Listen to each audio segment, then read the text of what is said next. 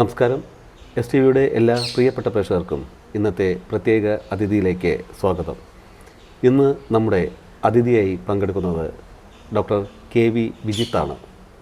Thrithala Mezhathur doctor KV Vijayan Ayurveda medical science ഇൻസ്റ്റിറ്റ്യൂട്ടിലെ managing ഡയറക്ടറായ doctor KV Vijith Parkinson's എന്ന ന്യൂറോ സംബന്ധമായ ഒരു അസുഖത്തെ ഗവേഷണപരമായി കൈകാര്യം ചെയ്യുന്ന വ്യക്തിയാണ്.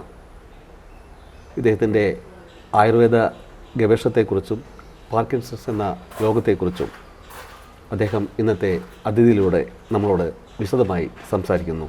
എല്ലാവർക്കും ഒരിക്കൽ കൂടി അതിഥിയിലേക്ക് സ്വാഗതം. നമസ്കാരം ഡോക്ടർ. നമസ്കാരം. ഇന്നത്തെ STVയുടെ പ്രത്യേക അതിഥി ഡോക്ടർ വിജിത്താണ്, KV വിജിത്ത്. മേഴത്തൂർ ഈ സ്ഥലത്തെ പ്രത്യേക ആദ്യം മെൻഷൻ ചെയ്യണം. കാരണം വൈദ്യ ഗ്രാമം എന്ന് പറയുന്ന രീതിയിൽ കേരളത്തിലെ ഒരു പൈതൃക ഗ്രാമം കൂടിയാണ്, ഒരു ആയുർവേദ വില്ലേജാണ്.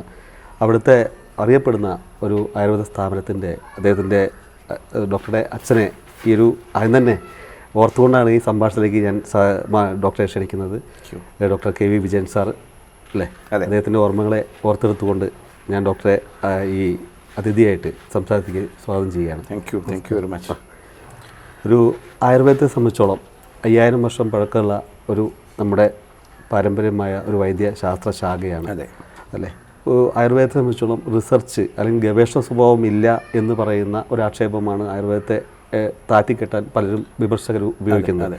പക്ഷേ അതിന് അപവാദമായിക്കൊണ്ടാണ് ഡോക്ടർ ഇവിടെ വരുന്ന ഏതൊരാൾക്കും ആയുർവേദത്തെ എത്രമാത്രം റിസർച്ചിൻ്റെ ഒരു ശാസ്ത്രീയ വഴിയിലൂടെയാണ് നമ്മൾ അതിനെ കൊണ്ടുപോകുന്നത് എന്നതിന് ഏറ്റവും ഉദാഹരണമാണ് ആയുർവേദത്തെ കുറിച്ചുള്ള എടുത്തു പറയേണ്ട ഒരു സ്ഥാപനമാണ് ഈ തൃത്താല മേഴത്തൂരിലെ doctor KV Vijayan Ayurveda medical institute, doctor KV വിജിത്തും.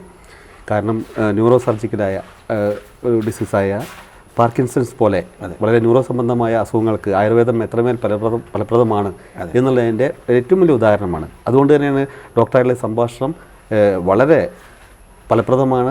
അതുകൊണ്ട് തന്നെ ഡോക്ടറിന് ഒരുപാട് കാര്യങ്ങൾ അറിയാനുണ്ട്. നമ്മുടെ വിഷയത്തിലേക്ക് കടക്കാം. നമ്മുടെ ആദ്യം തന്നെ നമ്മുടെ പ്രേക്ഷകർക്കായിട്ട് നമ്മുടെ KV വിജയൻ ആയുർവേദ മെഡിക്കൽ സയൻസിനെ കുറിച്ച് പാർക്കിൻസൺസ് ഞാൻ എടുത്തു പറയുന്നത് എന്താ വെച്ചാൽ ഡോക്ടർ അതിൽ വളരെയേറെ ഗവേഷണപരമായിട്ടുള്ള താല്പര്യം കാണിക്കുകയും അന്താരാഷ്ട്ര സെമിനാറുകൾ ഉൾപ്പെടെ ഈ വിഷയത്തെ ഉയർത്തി കാണിച്ച് അംഗീകാരം നേടിയ ഒരു വ്യക്തിയാണ്. അപ്പോൾ ഇത് കാത്തിരിക്കുന്ന ഒരുപാട് പേരുണ്ടാവും ഈ ഒരു അറിവിന്, ഈ ഒരു സ്വാതന്ത്ര്യമായിട്ട്. അപ്പോൾ അവരിലേക്ക് എന്താണ് ഈ സ്ഥാപനത്തെ എങ്ങനെയാണ് നമ്മുടെ പ്രേക്ഷകർക്ക് ഓർമ്മപ്പെടുത്തുന്നത്, പരിചയപ്പെടുത്തുന്നത്? അപ്പോൾ ആദ്യമായിട്ട് പറയുകയാണെങ്കിൽ മേഴത്തൂരിൻ്റെ ഒരു പ്രസക്തി, വൈദ്യത്തിൻ്റെ ഒരു പ്രസക്തി മേഴത്തൂരുണ്ടെന്ന് പറഞ്ഞു. അപ്പോൾ ഇവിടെ ജനിക്കാനും ഇവിടെ ജീവിക്കാനും ആയുർവേദം പ്രാക്ടീസ് ചെയ്യാനും പറ്റിയത് വലിയൊരു അനുഗ്രഹമായിട്ട്, ഭാഗ്യമായിട്ട് ഞാൻ കാണുകയാണ്. കാരണം ഞാൻ ജനിച്ച വീട് അല്ലെങ്കിൽ തറവാട് എന്ന് പറയുന്നത് ട്രഡീഷണലായിട്ട് ആയുർവേദം അല്ലെങ്കിൽ വൈദ്യം ചെയ്തു പോന്നിരുന്ന ഒരു വീടാണ്. എൻ്റെ അച്ഛൻ ഷൊർണൂർ ആയുർവേദ സമാജത്തിന് 1974 diploma in Ayurvedic medicine DAM പാസ്സായിരുന്നു. അതെ, ഒരു എസ്റ്റാബ്ലിഷ്മെൻ്റ് ആയിട്ട് തുടങ്ങിയത്. അതിന് മുൻപ് എൻ്റെ അച്ചാച്ചനും അതുപോലെ തന്നെ മുതുമുത്തച്ഛന്മാരും തീപ്പൊള്ളൽ അല്ലെങ്കിൽ ഈ പ്രാണികളുടെ വിഷം പോലെയുള്ള വിഷത്തിനൊക്കെ ധാരാളം ചികിത്സിച്ച് പോകുന്നുണ്ട്. പിന്നെ അച്ഛനൊക്കെ വന്നതിന് ശേഷമാണ് എല്ലാ രീതിയിലുള്ള വൈദ്യങ്ങളും അല്ലെങ്കിൽ എല്ലാ രീതിയിലുള്ള ചികിത്സകളും നമുക്കിവിടെ പ്രാവർത്തികമാക്കിയത്. ഇപ്പം 1974 അച്ഛൻ ഈ സ്ഥാപനം തുടങ്ങി. അതൊരു വൈദ്യശാല, പണ്ടത്തെ കാലത്തൊക്കെ ഒരു വൈദ്യശാല എന്നാണ് ഇതിന് പറയുന്നത്. ആ വൈദ്യശാലയായിട്ട് തുടങ്ങി. പിന്നീട് 1996 ആയുർവേദം താല്പര്യമുള്ളവർക്ക് അല്ലെങ്കിൽ ആയുർവേദം മരുന്ന് കഴിക്കുന്നവർക്ക് ഉന്നത ഗുണനിലവാരമുള്ള മരുന്നുകൾ ഉറപ്പായി ലഭ്യമാക്കണം എന്നുള്ളതിൻ്റെ അടിസ്ഥാനത്തിൽ KV's ഫാർമസ്യൂട്ടിക്കൽസ് എന്ന് പറഞ്ഞിട്ടുള്ള സ്ഥാപനം 1996 അച്ഛൻ സ്ഥാപിച്ചു. അതിനുശേഷം 2000 ആ വൈദ്യശാല എന്ന് ഞാൻ നേരത്തെ പറഞ്ഞിട്ടുള്ള ആ സ്ഥാപനം ഒരു കിടത്തി ചികിത്സാ സൗകര്യം കൂടെയുള്ള ഒരു സായിറാം ആയുർവേദ ഹോസ്പിറ്റൽ എന്ന് പറയുന്ന സ്ഥാപനമായിട്ട് അച്ഛനത് അപ്ലിഫ്റ്റ് ചെയ്തു. അതിനുശേഷം നിർഭാഗ്യവശാൽ 2005 അച്ഛൻ മരണപ്പെട്ടു. പിന്നെ എൻ്റെ പഠനമെല്ലാം കഴിഞ്ഞതിന് ശേഷം 2013 doctor KV Vijayan institute of Ayurveda medical science private limited എന്ന് പറഞ്ഞിട്ട് ആ സ്ഥാപനം റീബ്രാൻഡ് ചെയ്ത് കിടത്തി ചികിത്സാ സൗകര്യം വിപുലമാക്കി. അതുപോലെ തന്നെ ആയുർവേദത്തോടൊപ്പം സമകാലീനമായിട്ടുള്ള ഹെൽത്ത് കെയർ സയൻസസ് ആയിട്ടുള്ള ഫിസിയോതെറാപ്പിയുടെ ഒക്കെ ഇമ്പോർട്ടൻസ് വളരെയധികം ഉണ്ട് എന്ന് മനസ്സിലാക്കിയതിൻ്റെ അടിസ്ഥാനത്തിൽ അത്തരത്തിലുള്ള അലൈഡ് ഹെൽത്ത് കെയർ സയൻസസും കൂടി ആയിട്ട് നമ്മളിവിടെ ഹോസ്പിറ്റൽ തുടങ്ങുകയാണ് ചെയ്തത്. പിന്നെ 2017-18 നമ്മുടെ ഒരു വെൽനസ് ഡിവിഷൻ, മിത്ര ആയുർ സ്പാ എന്നുള്ളൊരു വെൽനസ് ഡിവിഷൻ നമ്മൾ ഗോവയിലും അതുപോലെ തന്നെ കേരളത്തിലും ഒരു റിസോർട്ടിനെ ബേസ് ചെയ്തിട്ട് നമ്മൾ ചെയ്തു. കോവിഡിന് മുൻപായിരുന്നു, കോവിഡിന് നമുക്കത് സ്റ്റോപ്പ് ചെയ്യേണ്ടി വന്നു. 2020 അച്ഛൻ 996 നല്ല മരുന്നുകൾ ലഭ്യമാവണം എന്നുള്ള അടിസ്ഥാനത്തിൽ KV ഫാർമസ്യൂട്ടിക്കൽസ് തുടങ്ങി. ഹോസ്പിറ്റലിൽ വന്നപ്പോൾ ഞാനൊക്കെ നേരിട്ടിട്ടുള്ള ഒരു പ്രതിസന്ധി എന്ന് പറയുന്നത്, നമ്മളൊരു ചികിത്സ നിശ്ചയിച്ചു കഴിഞ്ഞാൽ ആ ചികിത്സ കൃത്യമായി രോഗികൾക്ക് ചെയ്തു കൊടുക്കാനായിട്ടുള്ള തെറാപ്പിസ്റ്റുകളുടെ അഭാവം വന്നു. അതുപോലെ തന്നെ മരുന്നുണ്ടാക്കാൻ, ഔഷധ നിർമ്മാണം കൃത്യമായിട്ട് അറിയാത്ത ആൾക്കാരും ഉണ്ടെന്ന് മനസ്സിലായി. അപ്പോൾ അതുകൊണ്ട് +2 വിദ്യാഭ്യാസം കഴിഞ്ഞിട്ടുള്ള കുട്ടികൾക്ക് ഈ പറയുന്ന പഞ്ചകർമ്മ തെറാപ്പിയും ഫാർമസി കോഴ്സും പഠിക്കാനായിട്ട് ഭാരത് സേവക് സമാജിൻ്റെ അഫിലിയേഷനോട് കൂടെ നമ്മൾ 3 കോഴ്സുകൾ നമ്മുടെ ഇവിടെ ആരംഭിച്ചു. അതാണ് നമ്മുടെ 974 മുതൽ 2024 വരെയുള്ള ഒരു നാൾ വഴി എന്ന് പറയുന്നത്. ശരിക്കും അതാണ് ഇതൊരു പാരമ്പര്യം തന്നെ പറയാനുണ്ടല്ലോ. തീർച്ചയായിട്ടും അച്ഛനും നിൽക്കുന്നില്ല, മുത്തച്ഛനിലേക്കും. അതെ, ആയുർവേദം പോലത്തെ ഒരു 4 ജനറേഷനായിട്ട് നമ്മൾ ആയുർവേദം പ്രാക്ടീസ് ചെയ്യുന്നു എന്ന് നമുക്ക് ധൈര്യമായിട്ട് പറയാൻ സാധിക്കും. ഏകദേശം 50-ലധികം വർഷം എസ്റ്റാബ്ലിഷ്മെന്റ് ആയി വന്നിട്ട് 50ഓളം വർഷത്തെ പാരമ്പര്യം നമുക്ക് അനുഭവപ്പെടാൻ പറ്റും. അതിന് മുമ്പത്തെ ഒന്നും നമ്മുടെ കണക്കിലില്ലാത്തതുകൊണ്ട് നമ്മളത് അവകാശപ്പെടുന്നില്ല. തീർച്ചയായിട്ടും ആയുർവേദത്തിനൊരു വലിയൊരു പാരമ്പര്യ തറവാട്ടിലേക്കാണ് നമ്മുടെ പ്രേക്ഷകരെ തന്നെ നമ്മൾ ക്ഷണിക്കുന്നത്. തീർച്ചയായിട്ടും. അതെ. ഡോക്ടർ, നമ്മൾ ഒരു ആയുർവേദത്തെ സംബന്ധിച്ചോളം ഒരു ന്യൂറോ സ്പെഷ്യാലിറ്റി സെൻറ്റർ എന്ന രീതിയിൽ വലിയൊരു റിസർച്ച് സെൻ്ററാണ്. അതെ. അപ്പോൾ പാർക്കിൻസൺ, എനിക്ക് ആദ്യം തന്നെ ഞാൻ കൂടുതൽ പറയുന്നത് പാർക്കിൻസൺസ് എന്ന് പറയുന്ന, ഇപ്പോൾ എന്നിൽ തന്നെ ഡോക്ടറെ നമ്പർ അന്വേഷിച്ചിട്ടും ഡോക്ടറെ അന്വേഷിച്ചിട്ടും എന്നോട് ഒരുപാട് പേര് എന്നോട് തിരക്കിയിട്ടുണ്ട്. ഇപ്പോൾ ഈവൻ മുംബൈയിൽ നിന്ന് ഉൾപ്പെടെ അല്ലെങ്കിൽ ഒരുപാട് പേര് കേരളത്തിൻ്റെ നാനാഭാഗത്തുനിന്ന്. അപ്പോൾ അതുകൊണ്ട് തന്നെയാണ് ഞാൻ അതിന് കൂടുതൽ താല്പര്യം കാണിക്കുന്നത്. ഡോക്ടർക്ക് പറയാനും ഏറ്റവും കൂടുതൽ അതിനെക്കുറിച്ചാണെന്ന് എനിക്കറിയാം. അപ്പോൾ ഈ നമ്മുടെ ഒരു സ്പെഷ്യാലിറ്റി സെൻറ്റർ നിലയ്ക്ക് ന്യൂറോ സംബന്ധമായിട്ട് കണക്ട് ചെയ്തുകൊണ്ട് എന്താണ് നമ്മുടെ ഈ സെൻറ്ററിനെ കുറിച്ച് പറയാനുള്ളത്? ഓക്കെ, ഈ പാർക്കിൻസൺസ് രോഗം എന്ന് പറയുന്നത് ഒരു മസ്തിഷ്ക സംബന്ധമായിട്ടുള്ള അസുഖമാണ്. അതായത് നമ്മുടെ മസ്തിഷ്കത്തിലെ കോശങ്ങൾ ക്രമേണ കുറേശ്ശെ ക്ഷയിക്കുമ്പോൾ ഏതാനും രോഗലക്ഷണങ്ങൾ കാണുന്നു. ആ രോഗലക്ഷണങ്ങൾ ക്രമേണ പ്രോഗ്രസ് ചെയ്തുകൊണ്ടിരിക്കും. ഇതാണ് പാർക്കിൻസൺ രോഗത്തിൻ്റെ ഏറ്റവും ഒരു സിംഗിൾ ലൈനിൽ പറയാവുന്ന രോഗം. പ്രായധിക്യത്തിലാണ് അത്. സാധാരണയായിട്ട് നമ്മുടെ മെഡിക്കൽ സയൻസ് പറയുന്നത് 60 വയസ്സിന് മുകളിലുള്ള 1% ആൾക്കാരിൽ പാർക്കിൻസൺസ് രോഗം കാണുന്നു എന്നാണ് പറയുന്നത്. പറയപ്പെടുന്നത് അൾഷിമേഴ്സ് ഡിസീസ് കഴിഞ്ഞാൽ, മറവി രോഗം കഴിഞ്ഞാൽ ലോകത്തിൽ ഏറ്റവും കൂടുതൽ ഉള്ള ഒരു ന്യൂറോ ഡീജനറേറ്റീവ് രോഗം പാർക്കിൻസൺസ് ഡിസീസ് ആണെന്നാണ് WHO, അത് ലോകാരോഗ്യ സംഘടന പോലെയുള്ള സംഘടനകളെല്ലാം പറയുന്നത് അതാണ്. പക്ഷേ എൻ്റെ അനുഭവത്തിൽ ഞാനിപ്പോൾ ഏകദേശം ഒരു 10,000-ഓളം കേസുകൾ, ഏകദേശം റെക്കോർഡ് ചെയ്തിട്ടുള്ള ഒരു 4,000-ഓളം കേസുകൾ എൻ്റെ കയ്യിലുണ്ട്. പക്ഷെ അതിലധികം നമ്മൾ കണ്ടതിൻ്റെ അടിസ്ഥാനത്തിൽ ആ ഒരു കണക്കിൽ നിന്ന് മാറി, പ്രത്യേകിച്ച് ഈ കൊറോണയ്ക്ക് ശേഷം, ഈ COVID-19 ഔട്ട്ബ്രേക്കിന് ശേഷം ഇത്തരത്തിലുള്ള മസ്തിഷ്ക സംബന്ധമായിട്ട് രോഗങ്ങൾ അനവധിയാണ്. അപ്പോൾ 60 വയസ്സിനുള്ള മുകളിലുള്ള 1% എന്നുള്ള മാറി നമ്മുടെ മൊത്തം ജനസംഖ്യയുടെ ഏകദേശം 1%-ഓടടുത്ത് ടിപ്പിക്കൽ പാർക്കിൻസൺസ് ഡിസീസ് മാത്രമല്ല, പാർക്കിൻസൺ ന്യൂറോ ഡീജനറേറ്റീവ് രോഗങ്ങൾ ഏകദേശം 1%-ഓളം മൊത്തം പോപ്പുലേഷനിൽ ഉണ്ട് എന്ന് പറയാൻ ഞാൻ മടി കാണിക്കുന്നില്ല. അത് Parkinson's, dementia, Alzheimer's, motor neuron disease, progressive supranuclear palsy, അങ്ങനെ വിവിധങ്ങളായിട്ടുള്ള രോഗങ്ങൾ ഇന്ന് നമുക്ക് ഈ ന്യൂറോ ഡീജനറേറ്റീവ് ന്യൂറോ സൈക്കാട്രിക് വിഭാഗത്തിൽ പെടുത്താൻ പറ്റാവുന്ന രോഗങ്ങൾ നമുക്കുണ്ട്. ഈ ആഫ്റ്റർ കോവിഡ് എന്ന് പറയുമ്പോൾ അതൊന്ന് മെൻഷൻ ചെയ്ത് പറയുന്നുണ്ട്. ഈ കോവിഡിൻ്റെ ഒരു പ്രത്യേക പാർശ്വഫലമാണോ ഈ വൈറസിൻ്റെ? അതെ, കാരണം എന്താ വെച്ചാൽ ആ വൈറസ് നമ്മുടെ ബ്രെയിനിലാണ് മെയിനായിട്ട് എഫക്ട്. നമുക്ക് നമ്മുടെ രോഗലക്ഷണങ്ങൾ ശ്വാസകോശ സംബന്ധമായിട്ടുള്ള പ്രശ്നങ്ങളും രക്തം കട്ട പിടിക്കലും ഒക്കെ ആണെന്നുണ്ടെങ്കിലും അതിൻ്റെ ഒരു ഇമ്പാക്റ്റ് തീർച്ചയായിട്ടും നമ്മുടെ ബ്രെയിനിൽ ഉണ്ടാക്കിയിട്ടുണ്ട്. കാരണം ഒരു കമ്പ്യൂട്ടർ, ഒരു CPU-ൻ്റെ അതിൻ്റെ ഇപ്പോൾ ഇൻറ്റൽ അല്ലെങ്കിൽ അതിൻ്റെ ഒരു മെയിൻ ഇതെന്ന് പറയുന്നത് പോലെ തന്നെ നമ്മുടെ മനുഷ്യ ശരീരത്തിൻ്റെ ഏറ്റവും പ്രധാനപ്പെട്ട ഒരു ഭാഗം അല്ലെങ്കിൽ എല്ലാം കൺട്രോൾ ചെയ്യുന്ന ഒരു ഭാഗം തീർച്ചയായിട്ടും ഈ പറയുന്ന നമ്മുടെ മസ്തിഷ്കമാണ് അല്ലെങ്കിൽ നമ്മുടെ ബ്രെയിനാണ്.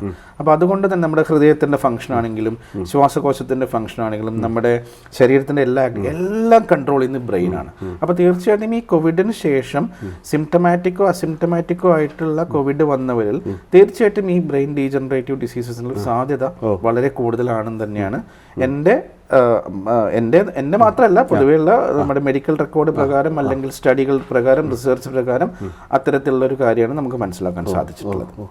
ഈ നമുക്ക് പാർക്കിൻസൺസ് എന്താണ് അതിൻ്റെ ശരീരം നൽകുന്ന മുന്നറിയിപ്പ് എന്താണ്, അല്ലെങ്കിൽ എന്താണ് അതിൻ്റെ ലക്ഷണങ്ങൾ എന്താണ്, എങ്ങനെയാണ് ഒരാൾ പാർക്കിൻസൺസ് ഞാൻ കീഴ്പ്പെട്ടു എന്ന് ബോധ്യപ്പെടുന്നത് എങ്ങനെയാണ്?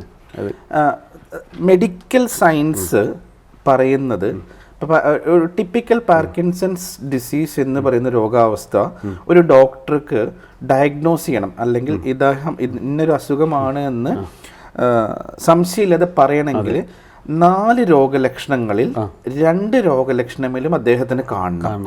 ആ 4 രോഗലക്ഷണങ്ങൾ എന്ന് പറയുന്നത് TRAP, tremor, rigidity, akinesia, posture. Tremor എന്ന് പറഞ്ഞാൽ നമ്മുടെ ശരീരത്തിൽ കൈകളിലോ കാലുകളിലോ തലയിലോ ശരീരം മുഴുവനായിട്ടോ ഒരു ഭാഗത്തിലായിട്ടോ ഉണ്ടാവുന്ന, അതൊരു പക്ഷെ ഒരു വിരലിലായിരിക്കും തുടങ്ങുന്നത്, പിന്നീട് അത് പ്രോഗ്രസ് ചെയ്തിട്ട് ശരീരം മുഴുവൻ വ്യാപിക്കുകയാണ് ചെയ്യുന്നത്. അപ്പം ട്രെമറാണ് ഒന്നാമത്തെ ലക്ഷണം എന്ന് പറയുന്നത്. രണ്ടാമത്തെ കാര്യം റിജിഡിറ്റി എന്ന് പറയുന്നത്. ഇപ്പം ഇവിടെ ഈ ഗ്ലാസ് ഇരിക്കുന്നുണ്ട്, എനിക്ക് ഈ ഗ്ലാസ് ഇങ്ങനെ എടുക്കാൻ പറ്റും. പക്ഷെ ഒരു പാർക്കിൻസൺസ് ഉള്ള രോഗിക്ക് വളരെ ഇങ്ങനെ പതുക്കെ ഒരു റോബോട്ടിക് മൂവ്മെന്റ് പോലെ വന്നിട്ടാണ് എടുക്കാൻ പറ്റുള്ളൂ. അതായത് ആ പേശികളെല്ലാം ദൃഢമായിരിക്കുന്ന ഒരു അവസ്ഥയാണ് വരുന്നത്. മൂന്നാമത് എക്കൈനേസിയ.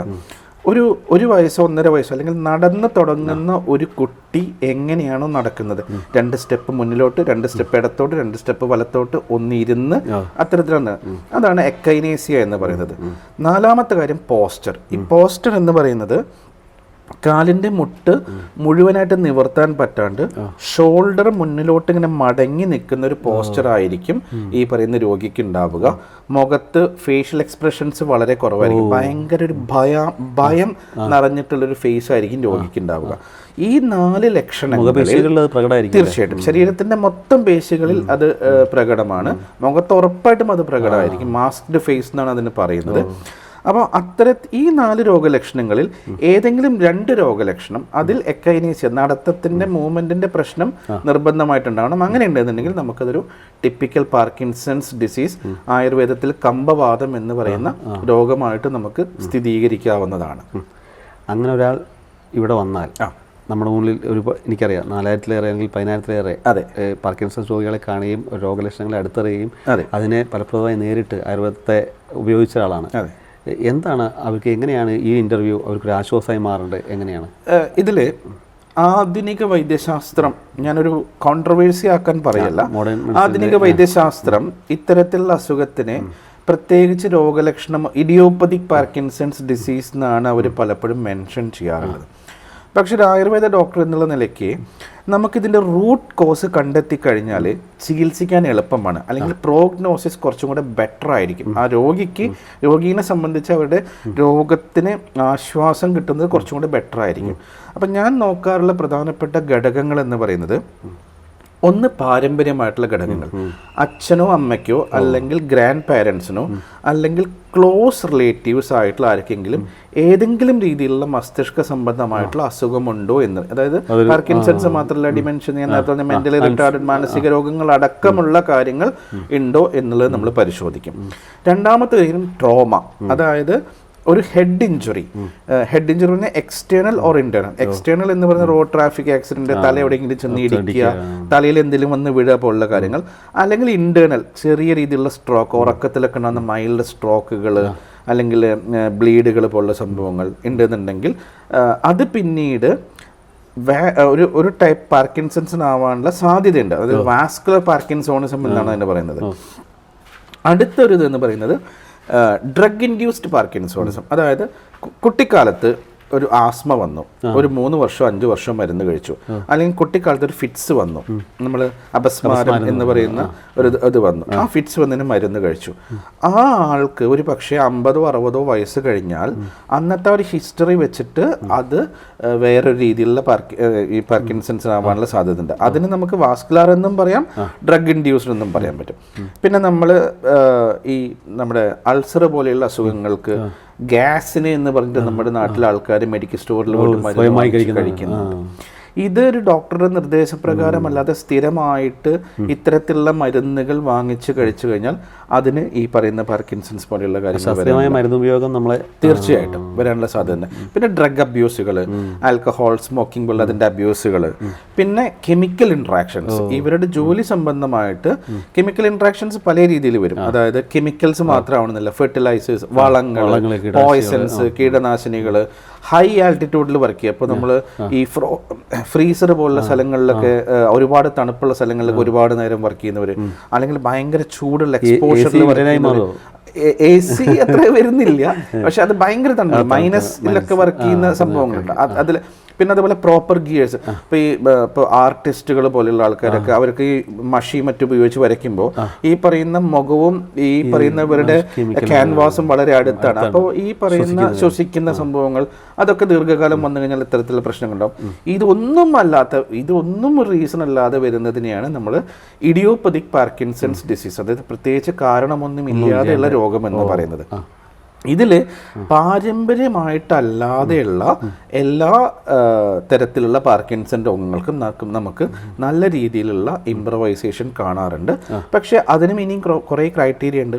ഏത് പ്രായത്തിലാണ് ഇവർക്ക് വന്നിട്ടുള്ളത്, അതുപോലെ എത്ര വർഷമായിട്ട് ഇവർക്ക് ഈ പ്രശ്നമുണ്ട്, അങ്ങനെ കുറേ ക്രൈറ്റീരിയ. പക്ഷെ എന്നിരുന്നാലും പാരമ്പര്യമായിട്ട് വരുന്ന കണ്ടീഷൻസിന് നമുക്ക് റിസൾട്ട് കുറവാണ് എന്ന് തന്നെ തുറന്ന് പറയാം. ബാക്കിയുള്ള കാര്യങ്ങളൊക്കെ നമുക്ക് ഇംപ്രവൈസ് ചെയ്തിട്ട് നമുക്ക് എടുക്കാൻ സാധിക്കാറുണ്ട്. ഇതിനെ നമ്മൾ ഒരുവിധം നിയന്ത്രിച്ച് നിർത്തലാണോ നമുക്ക് ആയുർവേദം, അതോ പരിഹാരമാണോ ഫലപ്രദമായിട്ട്? ഇതിനെങ്ങനെയാണ് ഒരു പാർക്കിൻസൺസിനെ നമുക്ക് മറികടക്കാൻ പറ്റുമോ? എങ്ങനെയാണ്? അതായത് ഇപ്പോൾ നമുക്ക് ഇപ്പോൾ അറിയാമല്ലോ, ചില മരുന്നുകളുണ്ട് ഷെഡ്യൂൾഡ് H ഡ്രഗ്സ് എന്നൊക്കെ പറഞ്ഞിട്ടുള്ളതുണ്ട്. അതേപോലെ തന്നെ ചില അസുഖങ്ങൾ മാറുമെന്ന് അവകാശപ്പെടാൻ പാടില്ല. അത്തരത്തിലുള്ള രോഗാവസ്ഥയാണ് പാർക്കിൻസൺസ് ഡിസീസ് എന്ന് പറയുന്ന ഒരു സംഭവം. പക്ഷേ ഈ ക്യൂർ എന്ന് പറയുന്നത്, ഇപ്പോൾ പലരും എന്നോട് ഡോക്ടർ ഇത് മാറുമെന്ന് ചോദിക്കാറുണ്ട്. അപ്പോൾ ഓരോരുത്തർക്കും ക്യൂർ എന്ന് പറയുന്നത് അവരുടെ രോഗാവസ്ഥ അനുസരിച്ചിട്ടാണ് അവർക്ക്. ഫോർ എക്സാമ്പിൾ, ഒരു ബെഡ് റിഡൺ ആയിട്ടുള്ളൊരു പേഷ്യൻറ്റിൻ്റെ ആഗ്രഹം എന്ന് പറയുന്നത് ഇതുപോലൊരു ചെയറിൽ ഞാൻ ഇരുന്നാൽ മതി എന്നായിരിക്കും. പക്ഷെ ഇതുപോലെ ചെയറിൽ വീൽ ചെയറിൽ ഇരിക്കുന്ന ഒരു പേഷ്യൻ്റ് എനിക്ക് 2 അടിയെങ്കിലും നടന്നാൽ മതി എന്നായിരിക്കും. നടക്കാൻ ബുദ്ധിമുട്ടുള്ള ആളുടെ ആഗ്രഹം എനിക്ക് നന്നായിട്ട് നടക്കാൻ പറ്റുന്നതായിരിക്കും. അപ്പോൾ ഓരോ വ്യക്തിയിലും ഈ പറയുന്ന അവരുടെ രോഗലക്ഷണങ്ങൾ എന്താണോ അതിനനുസരിച്ചിട്ടായിരിക്കും അവരുടെ ആഗ്രഹം ഇത് മാറണമെന്ന് പറയുന്നൊരു സംഭവം. പക്ഷേ കൃത്യമായിട്ട് ആയുർവേദം അതുപോലെ തന്നെ നമ്മളിവിടെ ഇംപ്ലിമെൻ്റ് ചെയ്തിട്ടുള്ള ഒരു യൂണിക് ട്രീറ്റ്മെൻറ്റ് പ്രോട്ടോക്കോൾ അവർ ഫോളോ ചെയ്യുകയാണ് എന്നുണ്ടെങ്കിൽ തീർച്ചയായിട്ടും നമുക്ക് നല്ല. പക്ഷേ ഒരു കാര്യം ഉറപ്പാണ്, ഒരു പ്രൊലോങ്ഡ് ട്രീറ്റ്മെൻറ്റ്, നമ്മളൊരു മുട്ടുവേദന നടുവേദന ഇവിടെ 2 ആഴ്ച 1 മാസം കൊണ്ടൊന്നോ ചികിത്സിച്ച് ഇംപ്രവൈസ് ചെയ്ത് ശരിയാക്കാൻ പറ്റുന്ന രോഗാവസ്ഥയല്ല പാർക്കിൻസൺ എന്നുള്ളത് ഉറപ്പുള്ളൊരു കാര്യം. ദീർഘകാല പരിചരണം തീർച്ചയായിട്ടും. ഇപ്പോൾ ഇവിടെ നമുക്ക് വരുമ്പോൾ ഈ അവർ ഭക്ഷണ രീതികൾ, ഈ പാർക്കിൻസൺ വന്നു കഴിഞ്ഞാൽ അവർ പാലിക്കേണ്ട ഭക്ഷണ രീതികൾ എന്താണ്, ജീവിതചര്യകൾ എന്താണ്, ആയുർവേദം എങ്ങനെയാണത് മുന്നോട്ട് വയ്ക്കുന്നത് ഡോക്ടർ? എൻ്റെ അടുത്ത് വരുന്ന രോഗികളോട് എനിക്ക് അധികം ദൂരെ നിന്നുള്ള പേഷ്യൻസ് വരുന്നത് കൊണ്ട് നമ്മൾ ഓൺലൈൻ കൺസൾട്ടേഷൻസ് നമ്മളിവിടെ പ്രൊവൈഡ് ചെയ്യുന്നുണ്ട്. അപ്പോൾ അതിൻ്റെ ഭാഗമായിട്ട് ഈ വരുന്ന രോഗികളുടെ കൃത്യമായിട്ടുള്ള അതായത് അവരുടെ ഫർദർ ഇൻവെസ്റ്റിഗേഷൻ റിപ്പോർട്ട്സ് അല്ലെങ്കിൽ അവരുടെ മെഡിക്കൽ റിപ്പോർട്ട്സ് എല്ലാം നോക്കിയിട്ട് ഓൺലൈനായിട്ടോ അല്ലെങ്കിൽ നേരിട്ടോ നമ്മൾ കൺസൾട്ടേഷൻസ് എടുക്കാറുണ്ട്. ഞാൻ അവരോട് ആയുർവേദം അനുശാസിക്കുന്ന രീതിയിലുള്ള 3 സ്റ്റേജ് ഓഫ് ട്രീറ്റ്മെൻറ്റ്സ്, ശമനം, ശോധനം, രസായനം. ശമന ചികിത്സ എന്ന് പറഞ്ഞു കഴിഞ്ഞാൽ ഇത്തരത്തിലുള്ള കൺസൾട്ടേഷൻ എടുത്ത് അവർക്ക് ആ രോഗത്തിൻ്റെ അവരുടെ അവസ്ഥയെ കുറിച്ച് കൃത്യമായി പറഞ്ഞ് മനസ്സിലാക്കി കൊടുത്ത് അവർക്ക് മരുന്ന് കൊടുത്തു വിട്ട് 1-2 മാസം അവർ വീട്ടിൽ പോയി അകത്തേക്കും പുറമേം തേക്കാനുള്ള മരുന്നുകൾ കൃത്യമായി ഫോളോ ചെയ്യുക എന്നുള്ളതാണ് ഞാൻ പറഞ്ഞു കൊടുക്കാറുള്ളത്. കഠിനമായിട്ടുള്ള പഥ്യങ്ങൾ ഞാൻ പറയാറില്ല. പ്രത്യേകിച്ച് ആയുർവേദത്തിൽ വരാനൊരു മടി, പല ഫുഡ് റെസ്ട്രിക്ഷൻസ്, നോൺ വെജിറ്റേറിയൻ കഴിക്കാൻ പാടില്ല. ഞാനത് പറയാത്തതിൻ്റെ ഒരു കാരണം എന്ന് പറയുന്നത് ഈ പാർക്കിൻസൺസ് ഡിസീസ് എന്ന് പറയുന്നത് ഒരു progressive degenerative neuro muscular disorder ആണ്. അതായത് ക്രമേണ ഈ കോശങ്ങൾ നശിക്കുമ്പോൾ രോഗലക്ഷണങ്ങൾ കൂടുന്നു, അത് നമ്മുടെ നാഡികളെയും പേശികളെയും ബാധിക്കുന്നു. അപ്പോൾ ഇവർക്ക് നല്ല രീതിയിലുള്ള പ്രോട്ടീനും കാർബോഹൈഡ്രേറ്റ്സും ഒക്കെ കൃത്യമായിട്ടുള്ള കിട്ടിയില്ല എന്നുണ്ടെങ്കിൽ ഈ പേശികൾ ശോഷിച്ച് പോയി കഴിഞ്ഞാൽ പിന്നെ രണ്ടാമത് ഡെവലപ്പ് ചെയ്തെടുക്കുക എന്നുള്ളത് ഭയങ്കര ബുദ്ധിമുട്ടുള്ളൊരു കാര്യമായതുകൊണ്ട് അമിതമായിട്ടുള്ള പഥ്യങ്ങൾ പറയാതെ കൃത്യമായിട്ടുള്ള പഥ്യങ്ങൾ പാലിക്കാൻ ഞാൻ പേഷ്യൻസിനോട് ഞാൻ പറയാറുണ്ട്. അതൊരു കുറച്ച് ഗോൾഡൻ റൂൾസ് എന്ന് പറഞ്ഞിട്ട് ഞാൻ കുറച്ച് കാര്യങ്ങൾ പറയാറുണ്ട്. നിങ്ങളൊരു കൃത്യസമയത്ത് എഴുന്നേൽക്കുക, കൃത്യസമയത്ത് ഉറങ്ങുക, കൃത്യസമയത്ത് ഭക്ഷണം കഴിക്കുക, കൃത്യസമയത്ത് നിങ്ങളുടെ ദിനചര്യകൾ നിങ്ങൾ കൃത്യമായിട്ട് ചെയ്യുക, കുറച്ച് നേരങ്ങളും വ്യായാമം ചെയ്യുക. ഈ ഒരു 5 ഗോൾഡൻ റൂൾസ് അവർ പാലിക്കുകയാണെന്നുണ്ടെങ്കിൽ അവിടെ ലൈഫ് സ്റ്റൈൽ മോഡിഫിക്കേഷൻസ് നമുക്ക് നല്ല രീതിയിൽ ബെറ്റർ ആക്കാൻ പറ്റും. പാർക്കിൻസൺസ് അല്ല ഏത് രീതിയിലുള്ള ന്യൂറോ ഡീജനറേറ്റീവ് ഡിസീസസും നമുക്ക് ഇംപ്രവൈസ് ചെയ്തെടുക്കാൻ തീർച്ചയായിട്ടും സാധിക്കും. ഇപ്പോൾ ആയുർവേദത്തിലൊക്കെ ഇപ്പോൾ നമ്മൾ താളിയോലകൾ, നമ്മുടെ മഹർഷി വര്യന്മാർ, ഇവരൊക്കെ ഇതിനെക്കുറിച്ച് പറഞ്ഞു വെച്ചിട്ടുണ്ടോ? എന്താണ് ആയുർവേദം നമുക്ക് തരുന്ന ആത്മവിശ്വാസം, എന്താണ് അടിത്തറ, എന്താണ്? ഈ കമ്പം അല്ലെങ്കിൽ വെബതു എന്ന രണ്ട് സംസ്കൃത വാക്കുകളാണ്. ഇത് രണ്ടിന്റെ അർത്ഥം വിറയൽ എന്നാണ്. ഈ വെബതു എന്ന് പറയുന്നതൊക്കെ മാധവനിദാനം അല്ലെങ്കിൽ അതിൻ്റെയും പുറകിലേക്ക് പോയി നമ്മുടെ വേദങ്ങളിൽ വരെ മെൻഷൻ ചെയ്തിട്ടുണ്ട് എന്നാണ് എനിക്ക് മനസ്സിലാക്കാൻ സാധിച്ചിട്ടുള്ളത്. പിന്നീട് ഈ കമ്പവാദം, അതായത് പാർക്കിൻസൺസ് ഡിസീസിന്റെ ടിപ്പിക്കലായിട്ട് നമ്മുടെ ഒരു ആയുർവേദിക് വേർഷനാണ് ഈ പറയുന്ന കമ്പവാദം എന്ന് പറയുന്ന ഒരു സംഭവം വരുന്നത്. അപ്പോൾ കമ്പം അല്ലെങ്കിൽ വെബതു എന്നുള്ളത് സംസ്കൃത വാക്കുകളാണ്. ഇതിന്റെ രണ്ടിന്റെ അർത്ഥം വിറയൽ എന്നാണ്. അപ്പോൾ ഈ കമ്പം എന്ന് പറയുന്നത് ബശവരാജീയം എന്ന് പറയുന്ന ഒരു ടെക്സ്റ്റിൽ കമ്പവാദം എന്ന് ക്ലിയർലി മെൻഷൻ ചെയ്തിട്ടുണ്ട്. ശ്ലോകമടക്കം അതിൻ്റെ കരപാത തലേ കമ്പേ ദേഹഭ്രമണ ദുഃഖിതേ നിദ്രാഭംഗോ മതിക്ഷീണ കമ്പവാദസ്യ ലക്ഷണം, കമ്പവാദത്തിന്റെ ലക്ഷണം ഇതാണെന്നുകൊണ്ട് വളരെ കൃത്യമായിട്ട് മെൻഷൻ ചെയ്തിട്ടുണ്ട്. പക്ഷെ അതിനു മുമ്പുള്ള മാധവനിദാനത്തിലാണെങ്കിലും ചരക സംഹിതയിലാണെങ്കിലും അഷ്ടാംഗ ഹൃദയം പോലുള്ള ഇതിലാണെങ്കിലും ഹാരീത സംഹിതയിലാണെങ്കിലും വേദങ്ങളിൽ പോലും വെബതു കൃത്യമായിട്ട് മെൻഷൻ ചെയ്തിട്ടുണ്ട്. അപ്പോൾ അതിലൊക്കെ സഹസ്രയോഗം പോലെയുള്ള ബുക്കിലൊക്കെ മഹാരാസ്നാദി കഷായത്തിലൊക്കെ കമ്പം, ശിരക്കമ്പം പോലെയുള്ള രോഗങ്ങൾ മാറും അതിൻ്റെ ഫലശ്രുതിയിൽ തന്നെ പറയുന്ന ഒരു കാര്യമാണ്. അപ്പോൾ ആയുർവേദത്തിൽ ഇത് വളരെ വർഷങ്ങൾക്ക് മുൻപ് തന്നെ കൃത്യമായിട്ട് മെൻഷൻ ചെയ്തിട്ടുണ്ട് എന്ന് തന്നെയാണ് നമുക്ക് മനസ്സിലാക്കുന്നത്. ഡോക്ടറെ കൊണ്ട് പറയിപ്പിച്ചെന്ന് വെച്ചാൽ ആയുർവേദത്തിന്റെ ആ മഹത്വം, ആ ദീർഘവീക്ഷണം, പിന്നെന്താ, കാരണം അദ്ദേഹം പറഞ്ഞ തളിയോറുകൾ തന്നെ അല്ലെങ്കിൽ നമ്മുടെ അത്രയും ഏറെ ഇതിനെ അടയാളപ്പെടുത്തി വെച്ചിട്ടുണ്ട് അല്ലെ, ലക്ഷണത്തോടു കൂടി തന്നെ. അതെ, അല്ല അതിൻ്റെ ഏറ്റവും സിമ്പിളായിട്ടുള്ള ഉദാഹരണമാണ് നമ്മുടെ ആയുർവേദത്തിൽ നമ്മൾ കോളേജിലൊക്കെ പഠിക്കുമ്പോൾ അല്ലെങ്കിൽ ആദ്യം പോരുമ്പോൾ ആമം, അതായത് നമ്മുടെ ഒരു രോഗം തുടങ്ങുന്നത് നമ്മുടെ ആമാശയത്തിൽ നിന്നാണെന്ന് പറഞ്ഞാണ് നമ്മൾ പഠിച്ചു തുടങ്ങുന്നത് തന്നെ. അതെ, അതിലാണെന്നാണ് പറയുന്നത്. ഇന്ന് നമ്മുടെ മോഡേൺ സയൻസിൻ്റെ ഏറ്റവും നല്ലൊരു ഇൻവെസ്റ്റിഗേറ്റീവ് മെത്തഡ് അല്ലെങ്കിൽ ഒരു ടെസ്റ്റ് എന്ന് പറയുന്നത് ഗട്ട് മൈക്രോബയോൺ ടെസ്റ്റ് അല്ലെങ്കിൽ ഗട്ട് മൈക്രോബയാട്ട എന്ന് പറയുന്ന ഒരു സംഭവമാണ്. അതായത് നമ്മുടെ ആമാശയത്തിലുള്ള പാരസൈറ്റ്സും ബാക്ടീരിയാസും അതിനെ ടെസ്റ്റ് ചെയ്തെടുത്ത് അതിൽ നല്ലത് ഏതെന്ന് ചീത്തത് ഏതെന്ന് നോക്കി ഇപ്പോൾ നമ്മൾ പ്രോബയോട്ടിക്സ് പോലെ ഡ്രിങ്കുകൾ കൊടുത്ത്, എന്താണ് ഈ പ്രോബയോട്ടിക്? നമ്മുടെ ധന്വന്തരി ക്ഷേത്രത്തിൽ കിട്ടുന്ന മുക്കുടിയാണ് ഈ പ്രോബയോട്ടിക് എന്ന് പറയുന്നത്. മോര്, തക്രാരിഷ്ടം എന്ന് പറയുന്നുണ്ട്. ഇത് തന്നെയാണ് ഇന്നത്തെ കാലത്ത് പുതിയ കുപ്പിയിലാക്കി വന്നിട്ടുള്ള പ്രോബയോട്ടിക്കുകൾ. ആ പ്രോബയോട്ടിക്കുകൾ ആയിരക്കണക്കിന് വർഷങ്ങൾക്ക് മുന്നേ ആയുർവേദത്തിൽ പറഞ്ഞിട്ടുണ്ട്. ഈ പറയുന്ന വസ്തി എന്ന് പറയുന്ന പഞ്ചകർമ്മത്തിലെ ചികിത്സയുടെ കാര്യം ആയുർവേദത്തിൽ പറഞ്ഞിട്ടുണ്ട്. പക്ഷെ ഇപ്പോഴാണ് അതിലേക്ക് പോകുന്നത് എന്ന് മാത്രമേ ഉള്ളൂ. അപ്പം അതുകൊണ്ട് ആയുർവേദം വളരെ ദീർഘവീക്ഷണത്തോടു കൂടെയുള്ള കാര്യങ്ങൾ തന്നെയാണ് ചെയ്തു വെച്ചിട്ടുള്ളത്. ഏറ്റവും ആദ്യം ചോദിച്ചില്ലേ ശാസ്ത്രീയമായിട്ട് റിസർച്ചുകൾ നടക്കണില്ല എന്ന് ചോദിച്ചില്ലേ. ഇപ്പോൾ എൻ്റെ അച്ഛനും എൻ്റെ അച്ചാച്ചനും എൻ്റെ ഗ്രേറ്റ് ഗ്രാൻഡ് ഫാദറും പ്രിസ്ക്രൈബ് ചെയ്തിട്ടുള്ള അതേ മെഡിസിൻ തന്നെയാണ് ഞാനും പ്രിസ്ക്രൈബ് ചെയ്യുന്നത്. നേരെ മറിച്ച് വേറൊരു വൈദ്യശാസ്ത്രം അല്ലെങ്കിൽ ഒരു പ്രമുഖ വൈദ്യശാസ്ത്രം എടുത്ത് നോക്കുകയാണെങ്കിൽ 10-15 കൊല്ലം കൂടുമ്പോൾ ആ മരുന്നുകൾ നിരോധിക്കുന്നു, പുതിയ മരുന്നുകൾ വരുന്നു. ആയുർവേദത്തിന് ഇന്നേ വരെ അങ്ങനെ ഒരു ദുർഗതി വന്നിട്ടില്ല.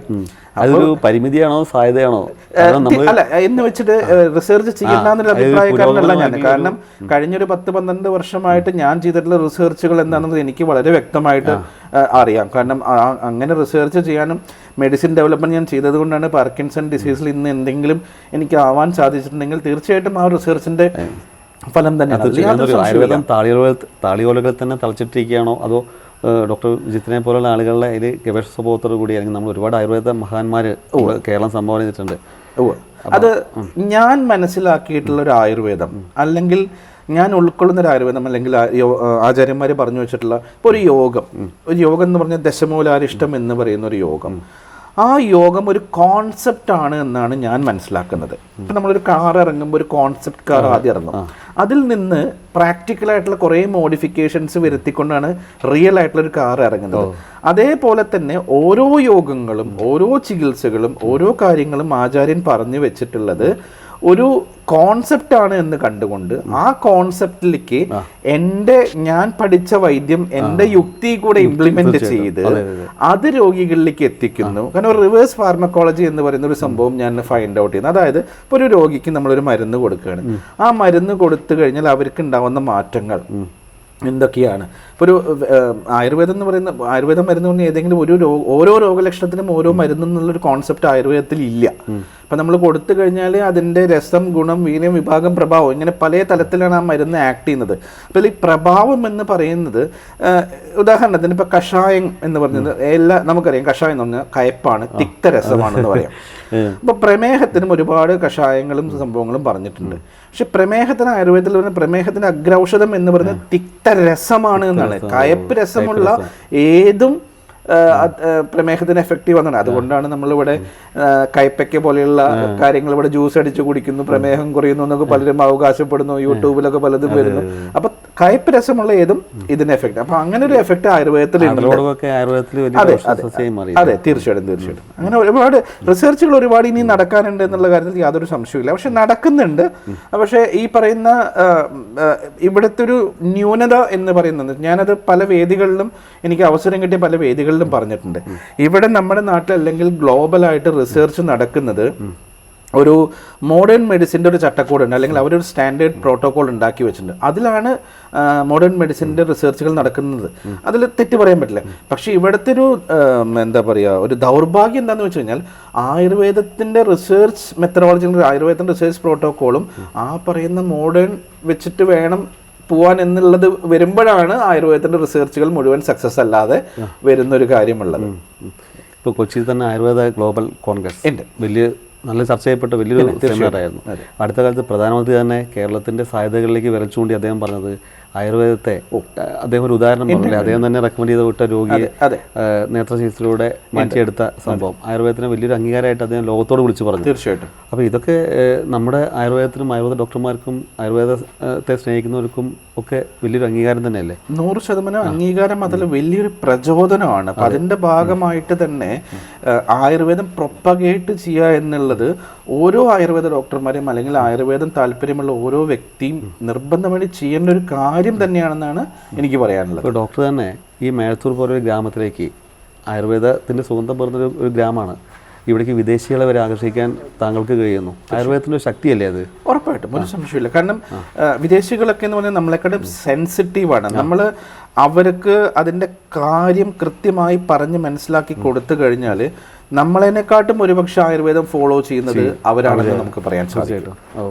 ഒരു ആയുർവേദത്തെ അത്രയേറെ ബഹുമാനിച്ച് പഠിച്ചിട്ടാണ് വരുന്നത്. അതെ അതെ അതെ, 100% അത്രയും ഡെഡിക്കേറ്റീവായിട്ടാണ് പല വിദേശ രാജ്യങ്ങളിലെ ആൾക്കാരും നമ്മുടെ ഈ സയൻസിനെ കാണുന്നത്.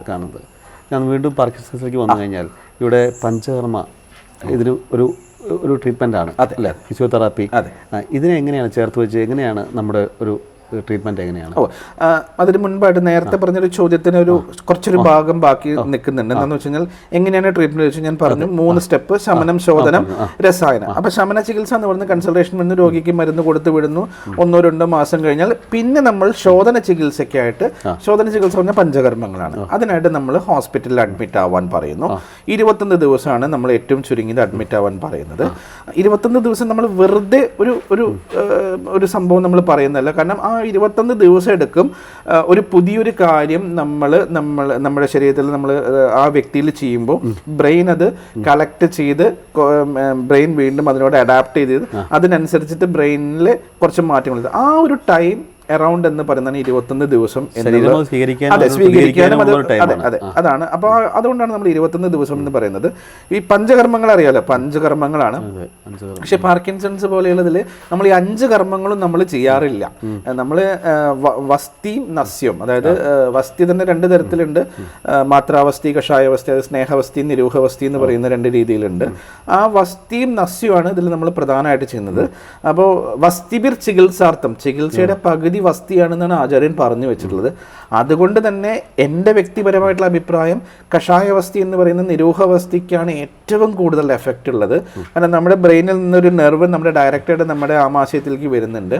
അപ്പോൾ നമ്മൾ നമ്മുടെ ആനൽ ഓപ്പണിങ്ങിലൂടെ ഈ കഷായ ദ്രവ്യങ്ങൾ, മരുന്നുകൾ കടത്തി വിടുമ്പോൾ അത് ഈ പറയുന്ന വേഗസ് നെർവ് ക്യാച്ച് ചെയ്യുകയും അത് ബ്രെയിനിലേക്ക് എത്തിക്കുകയും ചെയ്യുന്നു എന്നുള്ളതാണ് എൻ്റെ കോൺസെപ്റ്റ്.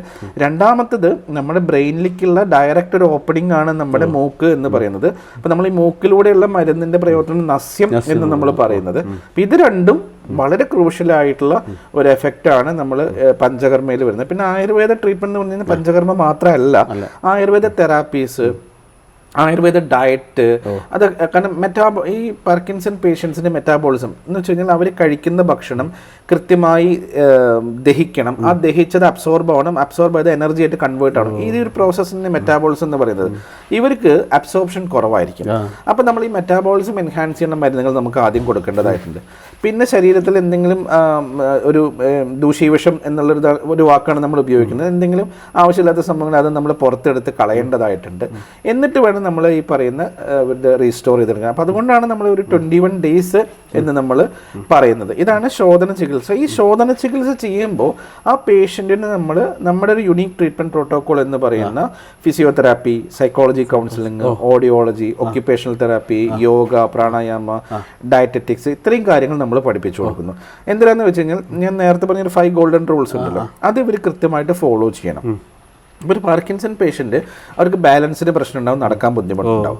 ഗ്രോസ് മോട്ടോർ മൂവ്മെൻറ്റ്, ഈ ഗ്രോസ് മോട്ടോർ മൂവ്മെൻറ്റ് ഒരു ഫിസിയോതെറാപ്പിസ്റ്റിൻ്റെ ഹെൽപ്പോട് കൂടെ നമുക്ക് ഓവർകം ചെയ്യാൻ പറ്റും. സിഗ്നേച്ചർ, ഷർട്ടിൻ്റെ ബട്ടൺ ഒരു സിബ് ഇടുക പോലെയുള്ള കാര്യങ്ങളൊക്കെ ഫൈൻ മോട്ടോർ മൂവ്മെൻ്റ് ആണ്. അതൊരു ഒക്യുപേഷണൽ തെറാപ്പിസ്റ്റ് ഓവർകം ചെയ്തു തരും. അവർക്ക് സംസാരിക്കാനുള്ള ബുദ്ധിമുട്ടുണ്ടാവും, സംസാരിക്കുമ്പോൾ വ്യക്തതക്കുറവുണ്ടാവും, ക്ലാരിറ്റി പ്രശ്നം ഉണ്ടാവും, ചോക്കിംഗ് ഉണ്ടാവും, ഡിസ്ഫാജിയ എന്ന് പറയുന്ന ഒരു കണ്ടീഷൻ ഉണ്ടാവും. ഇത് നമുക്ക് ഒരു സ്പീച്ച് തെറാപ്പിസ്റ്റിന്റെ ഹെൽപ്പോട് കൂടെ നമുക്ക് ഓവർകം ചെയ്യാൻ പറ്റും. മാനസികമായിട്ട് ഒരു ഭയങ്കര ഡെസ്പറേറ്റ് ആയിരിക്കും, ഭയങ്കര എപ്പോഴും വിഷാദമായിരിക്കും മുഖം. അപ്പോൾ നമ്മളൊരു സൈക്കോളജി കൗൺസിലിംഗ് അല്ലെങ്കിൽ നമ്മുടെ ഒരു ക്ലിനിക്കൽ സൈക്കോളജിസ്റ്റിന്റെ ഹെൽപ്പോട് കൂടെ നമുക്ക് അത് ഓവർകം ചെയ്തെടുക്കാൻ പറ്റും.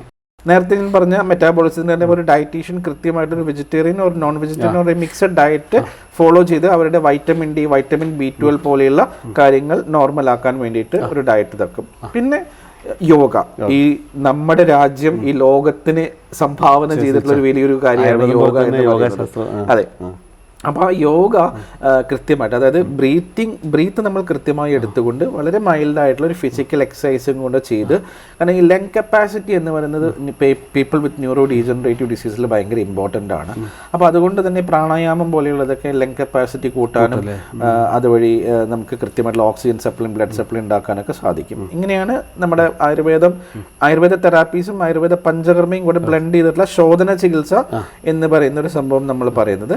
മൂന്നാമത്തെ സ്റ്റേജ് എന്ന് പറയുന്നത് രസായനം, റെജിനുവേഷൻ എന്ന് പറയുന്ന, നമ്മൾ മെഡിസിൻസിൽ കുറച്ച് മാറ്റം വരുത്തി പിന്നീട് രോഗി നമ്മൾ ഈ പറയുന്ന മരുന്നുകളെല്ലാം കഴിച്ച് നമ്മൾ ഈ ട്രെയിൻ ചെയ്തിട്ടുള്ള കാര്യങ്ങളെല്ലാം കൃത്യമായി ചെയ്ത് വീട്ടിൽ തന്നെ പോയിട്ട് എക്സസൈസുകളും കാര്യങ്ങളും ചെയ്ത് ബാക്ക് ടു ലൈഫ് പതുക്കെ വരിക എന്നുള്ളൊരു കാര്യമാണ് നമുക്കതിൽ പറയാനുള്ളത്.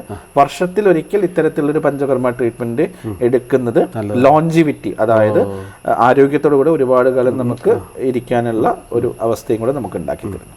അപ്പോൾ ആയുർവേദം, യോഗി ഇവിടെ വന്ന് ഈ ചിട്ടകളിലേക്കൊക്കെ നമ്മൾ പാലിക്കാൻ തയ്യാറായാൽ ഈ പാർക്കിൻസൺസ് പോലെ ന്യൂറോ സംബന്ധമായ പ്രശ്നങ്ങൾ നേരത്തെ വരുന്നത് നീട്ടിയെടുക്കാനും പിന്നെ ആരോഗ്യമായുസും സന്തോഷം ഒക്കെ നീട്ടിയെടുക്കാനും ഒക്കെ ഫലപ്രദമല്ലേ? ഉണ്ട്. കാരണം എനിക്കിപ്പോൾ ഇവിടെ പാർക്കിൻസൺസ് രോഗം ബാധിച്ചവർ മാത്രമല്ല ഇവിടെ രോഗികളായിട്ട് വരുന്നത്. അച്ഛനോ അമ്മയ്ക്കോ അല്ലെങ്കിൽ അടുത്ത ബന്ധുക്കൾക്ക് പാർക്കിൻസൺസോ അല്ലെങ്കിൽ മറ്റേതെങ്കിലും രോഗം ഉണ്ട് എന്നുണ്ടെങ്കിൽ ഒരു 35-40 വയസ്സ് കഴിഞ്ഞിട്ടുള്ള ആൾക്കാർ അത് വരാതിരിക്കാൻ വേണ്ടിയിട്ടുള്ള ഒരു പ്രിക്വേഷൻ എന്നുള്ള നിലയ്ക്കും മിറ്റിഗേഷൻ എന്നുള്ള നിലയ്ക്കും അവർ വന്ന് ട്രീറ്റ്മെന്റ് എടുക്കും. ഈ പോയിന്റ് ശ്രദ്ധിക്കുന്നതാണ്. കാരണം പാരമ്പര്യമായി നമുക്ക് അച്ഛനോ അമ്മയോ ഒക്കെ അല്ലെങ്കിൽ നമ്മുടെ കുടുംബ തലമുറകളിൽ ഇതുവരെയും അപ്പോൾ അത്തരം ആളുകൾ അവരുടെ കുടുംബങ്ങൾ അല്ലേ, ഇത് നമുക്ക് പ്രെഡിക്റ്റ് ചെയ്യാൻ പറ്റില്ല. ഇപ്പോൾ എനിക്ക് എൻ്റെ മുമ്പിൽ 3 തലമുറ പാർക്കിൻസൺസ് ഉള്ള ഒരു ഫാമിലി ഉണ്ട്. അതായത് ഗ്രാൻഡ് ഫാദറിനും അവരുടെ മകനും പാർക്കിൻസൺസ് ആയിട്ടുള്ള ഒരു കേസ് ഹിസ്റ്ററി ഉണ്ട്. അതുപോലെ തന്നെ 3 കുട്ടികൾ, നടുവിൽ മിഡിൽ വണ്ണിന് കുഴപ്പമില്ല, മുകളിലത്തെ ആൾക്കും താഴത്തെ ആൾക്കും ഈ പാർക്കിൻസൺസ് ഉള്ള ഒരു ഇതുണ്ട്. 3 കുട്ടികൾക്കും പാർക്കിൻസൺസ് ഉള്ളതുണ്ട്. അങ്ങനെ ഇത് നമുക്ക് അൺപ്രഡിക്റ്റബിൾ ആണ് പറഞ്ഞു കഴിഞ്ഞാൽ. അപ്പോൾ അത് ആർക്ക് വരും വരില്ല എന്നുള്ളത് നമുക്ക് പറയാൻ പറ്റില്ല. ഇത് വന്ന രോഗി മാത്രമല്ല അല്ലെ, ആള് മാത്രമല്ല, അവരെ കുടുംബത്തിന് മൊത്തം മാനസികമായിട്ട് അവരെ കുടുംബത്തിനല്ല. അതായത് Parkinson disease is known as A socio economic disaster. അതായത് അവരുടെ സോഷ്യൽ ലൈഫ് എന്ന് പറഞ്ഞാൽ ഇപ്പോൾ വീട്ടിലൊരു പാർക്കിൻസൺസ് രോഗി ഉണ്ടെന്ന് വിചാരിക്കുക. വീട്ടുകാർക്ക് ഒരു കല്യാണത്തിന് പോകണം, വേറെ എന്തെങ്കിലും ഫംഗ്ഷന് പോകണം, ഒരു സിനിമയ്ക്ക് പോകണം, ഒരു ഔട്ടിങ്ങിന് പോകണം, ഭക്ഷണം കഴിക്കാൻ പോകണം, ഇതെല്ലാം റെസ്ട്രിക്റ്റഡ് ആവുകയാണ്. അപ്പോൾ സോഷ്യൽ ലൈഫിനെ എഫക്ട് ചെയ്തു. രണ്ടാമത്തത് ഇക്കണോമിക്. കാരണം എന്താ വെച്ചാൽ ഇതിന്റെ ചികിത്സ എന്ന് പറയുന്നത് ഏത് വൈദ്യശാസ്ത്ര പ്രകാരമാണെങ്കിലും കുറച്ച് എക്സ്പെൻസീവ് ആയിട്ടുള്ള ഒരു സംഭവമാണ്, പിന്നെ പ്രൊലോങ്ഡ് ആയിട്ട് ചെയ്യേണ്ട ഒരു കാര്യമാണ്. അപ്പോൾ അതുകൊണ്ടാണ് സോഷ്യോ ഇക്കണോമിക് ഡിസാസ്റ്റർ എന്ന് നമ്മൾ അതിനെ പറയുന്നത്. ഒരു കുടുംബം തന്നെ ഒരു വ്യക്തിക്ക് വേണ്ടിയിട്ട് നമ്മൾ ഒരുപാട് അഡ്ജസ്റ്റ്മെന്റുകളും ശ്രദ്ധയും പരിചരണമൊക്കെ വേണം അല്ലേ? അപ്പോൾ അവരും കൂടി ശ്രദ്ധിക്കണം. അതെ, കാരണം നമ്മളത് പറയുന്നത് ഒരു 3 ടയർ സെറ്റപ്പ് എന്നാണ് നമ്മൾ പറയാറുള്ളത്. അതായത് പേഷ്യന്റ്, കെയർ ഗിവർ, പിന്നെ ഫാമിലി മെമ്പേഴ്സ്. അതായത് നമ്മൾ ഇപ്പോൾ കൗൺസിലിംഗ് കൊടുക്കുമ്പോഴും ഈ ഒരു 3 ടയർ സെറ്റപ്പിലാണ് നമ്മൾ കൗൺസിലിംഗ്. പേഷ്യൻറ്റിനെ മാത്രം ഇരുത്തിയിട്ട് നമ്മൾ കൊടുക്കും, പേഷ്യൻറ്റിനെയും കെയർ ഗിവറിനെയും ഇരുത്തിയിട്ട് നമ്മൾ കൊടുക്കും, പിന്നെ ഫാമിലി മെമ്പേഴ്സിനെ ഇരുത്തിയിട്ട് നമ്മൾ കൊടുക്കും. അത്തരത്തിലുള്ളൊരു ഇക്വിലിബ്രിയം കൃത്യമായിട്ട് മെയിൻറ്റെയിൻ ചെയ്ത് പോവുകയാണെന്നുണ്ടെങ്കിൽ ഇന്നിപ്പോൾ ഡയബറ്റീസ്, തൈറോയിഡ്, അല്ലെങ്കിൽ ഒബേസിറ്റി, ഹൈപ്പർ ടെൻഷൻ പോലെയുള്ളതൊക്കെ വർഷങ്ങളോളം നമ്മൾ മരുന്ന് കഴിച്ചുകൊണ്ട് പോകുന്നത്. അതുപോലെ തന്നെ വിളിക്കാതെ വന്നൊരു അതിഥീനെ നമുക്ക് കൃത്യമായിട്ട് നമ്മളതിനെ മാനേജ് ചെയ്യുക, അതിൻ്റെ കാര്യങ്ങൾ നമ്മൾ ചെയ്ത് കഴിഞ്ഞാൽ കൃത്യമായിട്ട് നമുക്കത് മാനേജ്, പ്രത്യേകിച്ച് ഏർലി സ്റ്റേജസിൽ നമ്മൾ കണ്ടെത്തി കഴിഞ്ഞാൽ, ഏർലി സ്റ്റേജസിൽ തന്നെ അതിൻ്റെ ചികിത്സ കൃത്യമായിട്ട് എടുത്തു കഴിഞ്ഞാൽ ഉറപ്പായിട്ടും നമുക്കതിനെ മാനേജ് ചെയ്ത് കൊണ്ടുപോകാൻ സാധിക്കും. ഇതും തുടക്കത്തിലെ കണ്ടെത്തുക, തുടക്കത്തിൽ അതിന് പരിഹാരം വളരെ പ്രധാനമാണ്, പ്രതിരോധ മാർഗം കണ്ടെത്തുക വളരെ പ്രധാനമാണ്. അതെ അതെ, അത് വലിയൊരു വാക്കാണത്. അതെ, തീർച്ചയായിട്ടും തീർച്ചയായിട്ടും. നമ്മുടെ ഹോസ്പിറ്റലിനെ കുറിച്ച് ഇതിൽ മാത്രം ഒതുങ്ങി നിൽക്കുന്നതല്ല. അപ്പോൾ മറ്റ് അഡീഷണൽ ആയിട്ട് എന്തൊക്കെ വിവരങ്ങളാണ് കൂടുതൽ നമ്മുടെ ഇപ്പോൾ നമ്മുടെ ഒരു വിഷൻ എന്ന് പറയുന്നത്, നമ്മളിപ്പോൾ ഇവിടെ മേടത്തൂര് ഇരുന്നിട്ടാണ് നമ്മൾ സംസാരിക്കുന്നത്. പക്ഷേ ഇവിടെ നമ്മൾ ചെയ്യുന്നൊരു കാര്യം ലോകത്തിൻ്റെ ഏത് മുക്കിലും മൂലയിലുമുള്ള ഒരാൾക്ക് ആ സേവനം ലഭ്യമാക്കാൻ, അതാണ് നമ്മുടെ മിഷൻ എന്ന് പറയുന്നത്. അതായത് ഒരു വിഷനും മിഷനും ഉണ്ട്. അതെ. അപ്പോൾ നമ്മൾ സമാന്തരമായിട്ടുള്ള ഫ്രാഞ്ചൈസി ക്ലിനിക്കുകളും മറ്റാരെങ്കിലും താല്പര്യമുള്ളവരുണ്ടെങ്കിൽ അവർക്ക് നമ്മൾ കാര്യങ്ങൾ പഠിപ്പിച്ചു കൊടുത്ത് എവിടെ വേണമെങ്കിലും നമ്മുടെ അത് അവൈലബിൾ ആക്കുക എന്നുള്ളത് വളരെ പ്രധാനപ്പെട്ടിട്ടുള്ള ഒരു കാര്യമാണ്. അതുപോലെ തന്നെ നമ്മുടെ മിഷൻ എന്ന് പറയുന്നതും ഒരു ഇത്തരത്തിലുള്ള ഇപ്പോൾ മുൻപൊക്കെ ഒരു ക്യാൻസർ പോലുള്ള അസുഖങ്ങൾക്ക് ഭയങ്കര പ്രശ്നം. പക്ഷേ ഇനി വരുന്നൊരു ഒരു കാലഘട്ടം എന്ന് പറയുന്നത് ഈ ന്യൂറോ ഡീജനറേറ്റീവ് ന്യൂറോ സൈക്കാട്രിക് ഡിസീസസിൻ്റെ ഒരു വലിയൊരു കാലഘട്ടമാണ് ഇനി വരാൻ പോകുന്നത്. പ്രത്യേകിച്ച് ഇപ്പോഴും അതിന് പ്രൂവൺ ആയിട്ടുള്ളൊരു മെഡിസിനോ അല്ലെങ്കിൽ തെറാപ്പിയോ ട്രീറ്റ്മെൻറ്റോ ഇല്ലാത്തത് കൊണ്ട് നമ്മൾ വളരെയധികം അതിനെ കൃത്യമായി തന്നെ നമ്മളതിനെ ഹാൻഡിൽ ചെയ്യണം, കൈകാര്യം ചെയ്യണം എന്നാണ് എനിക്കത് പറയാനുള്ളത്. അതിന് ആയുർവേദം ഉപയോഗപ്പെടുത്തുകയാണെന്നുണ്ടെങ്കിൽ compared to any other like medicine വളരെയധികം സൈഡ് എഫക്റ്റ് കുറഞ്ഞിട്ടുള്ള ഒരു ചികിത്സാ രീതിയാണ് ആയുർവേദം എന്ന് തന്നെ നമുക്ക് ഉറപ്പായിട്ടും പറയാൻ സാധിക്കും. ഒരുപാട് ഇപ്പോൾ ആയുർവേദത്തോടും അല്ലെങ്കിൽ ഈ മറ്റു വൈദ്യശാസ്ത്ര ശാഖയെ അംഗീകരിക്കില്ല, അതിനെ അംഗീകരിക്കണം മടി കാണിക്കുന്ന വലിയൊരു ഒരു ആക്ഷേപം, പ്രചാരണമുണ്ട്. ഇതിനെ അതിജീവിക്കാൻ ഡോക്ടറെ പോലുള്ള ആളുകൾ ആയുർവേദത്തെ സമർത്ഥമായിട്ട്, ആയുർവേദം ശക്തമാണ്, ആയുർവേദത്തിൻ്റെ പ്രചാരണം പാർക്കിൻസൺസ് മാത്രമല്ല. അപ്പോൾ ഡോക്ടർ വളരെ ആത്മവിശ്വാസത്തോടെയാണ് ഈ കാര്യങ്ങളൊക്കെ പറയുന്നത്. അപ്പോൾ ആയുർവേദത്തെ നമ്മൾ നിരന്തരമായിട്ട് സമൂഹത്തോട് ഓർമ്മപ്പെടുത്തുക. കാരണം അത്രയേറെ പ്രചാരണങ്ങളാണ് സോഷ്യൽ മീഡിയ വഴി വരുന്നത്. തീർച്ചയായിട്ടും അല്ലേ? അങ്ങനെ തെറ്റായിട്ടുള്ള പ്രചാരങ്ങളാണ് മെയിനായിട്ട് വരുന്നത്. എന്താ പറയുക, ഈ പറയുന്നത് പോലെ ആയുർവേദം ശാസ്ത്രീയമല്ല, സ്യൂഡോ സയൻസ് ആണ് എന്നൊക്കെ പറയുന്നത്. പക്ഷേ എന്നോ കാലത്ത് ആയുർവേദം പറഞ്ഞു വെച്ചതിലേക്കാണ് ഈ മോഡേൺ സയൻസ് വന്നുകൊണ്ടിരിക്കുന്നത്. അതാണ് അതിൻ്റെ ഏറ്റവും പ്രധാനപ്പെട്ട ഒരു കാര്യം. ഇപ്പൊ ഞാൻ പറഞ്ഞ ഈ വസ്തി എന്ന് പറയുന്ന ഒരു സംഭവം എന്നോ പറഞ്ഞു വെച്ചിട്ടുള്ള കാര്യമാണ്. അതുപോലെ ഗട്ട് മൈക്രോബിയം എന്ന് പറയുന്നൊരു സംഭവം എന്നോ ആയുർവേദം പറഞ്ഞു വെച്ചിട്ടും അതിൻ്റെ മരുന്നുകളും അതിൻ്റെ കാര്യങ്ങളും പറഞ്ഞു വെച്ചിട്ടുണ്ട്. പക്ഷേ ചില വൈദ്യശാസ്ത്രങ്ങൾ ഇപ്പോഴും അതിലേക്ക് എത്തുന്നേ ഉള്ളൂ എന്നുള്ളതാണ് അതിൻ്റെ. പിന്നെന്താണെന്ന് വെച്ചാൽ നമ്മൾ മറ്റു ഓർഗൻസ് പോലെയല്ല, ബ്രെയിനിൽ നമുക്ക് കുറച്ച് പരിമിതികളുണ്ട് തീർച്ചയായിട്ടും റിസർച്ച് നടത്താൻ. കാരണം ഇപ്പോൾ നമ്മൾ ഹൃദയ ശസ്ത്രക്രിയയൊക്കെ, ഒരു ഹൃദയം എടുത്ത് നമ്മൾ ഹെലികോപ്റ്ററിൽ വേറൊരു സ്ഥലത്ത് കൊണ്ടുപോയി അവിടെ കൊണ്ടുവച്ചിട്ട്, പക്ഷേ ബ്രെയിനിൽ അത്തരത്തിലൊരു കാര്യം സാധ്യമല്ല എന്നുള്ളത്, അങ്ങനെ ഒരു പരിമിതി നമുക്ക് തീർച്ചയായിട്ടും ഉണ്ട്. അപ്പോൾ അതും കൂടെ ഈ ഡീജനറേറ്റീവ് ഡിസീസസിൻ്റെ ഇതിലേക്ക് നമുക്കൊന്ന് സ്ലോ ഡൗൺ ചെയ്തേക്കാം എന്നുള്ളതാണ് ഞാൻ മനസ്സിലാക്കുന്ന ഒരു കാര്യം. പക്ഷേ ആയുർവേദത്തിലും ഒരുപാട്, കാരണം പ്രത്യേകിച്ച് കസ്റ്റമൈസ്ഡ് മെഡിസിൻസിന് വലിയൊരു സാധ്യതയുണ്ട്. കാരണം ഞാൻ നേരത്തെ പറഞ്ഞില്ല, ആചാര്യം പറഞ്ഞു വെച്ചിട്ടുള്ള ബുക്കിൽ പറഞ്ഞിട്ടുള്ള മരുന്നുകൾ മാത്രമല്ല. കാരണം എനിക്കിപ്പോൾ ഒരു നമ്മുടെ ഇവിടെ വരുന്ന രോഗികൾക്ക് നമ്മൾ തന്നെ മരുന്നുണ്ടാക്കി കൊടുക്കുകയാണ് ചെയ്യുന്നത്. കാരണം മാർക്കറ്റിൽ നിന്ന്, അതെ, നമ്മുടെ ഓൺ GMP സർട്ടിഫൈഡ് ഫാർമസിയിൽ നമ്മൾ തന്നെ മരുന്നുണ്ടാക്കി കൊടുക്കുകയാണ് ചെയ്യുന്നത്. അപ്പോൾ എനിക്ക് എന്താണെന്ന് വെച്ച് കഴിഞ്ഞാൽ, ഞാൻ പ്രിസ്ക്രൈബ് ചെയ്യുന്ന മരുന്ന് എൻ്റെ നേതൃത്വത്തിൽ ഉണ്ടാക്കുന്നതാണ്.